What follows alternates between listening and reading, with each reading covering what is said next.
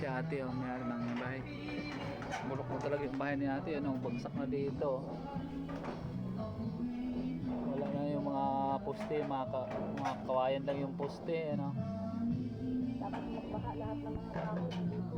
Yung puno na nakadagan sa ano niya, kadagan sa bubong, kaya parang bumagsak yung bahay ni ate. Ayan po.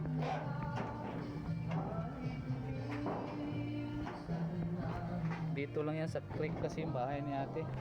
Kaya kawawa, sana may lipat man lang si ate dito, mabigyan ng pabahay ng ano. Makarating tong video ko kay Sir Tulfo, kaya sa Caloocan, ano, LGU, matulungan ni Mayor Oka malapitan. Ayan, sana po matulungan si ate. Ayan.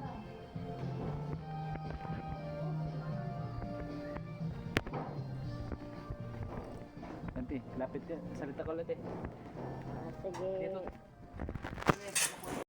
Ano sir, tulungan niyo ako, sir ma'am.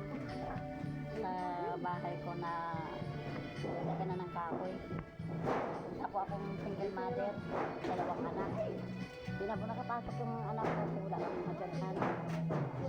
Sana po matulungan niyo ako. Ako. So yun lang po, sana po matulungan nyo si ate. Yung bahay niya.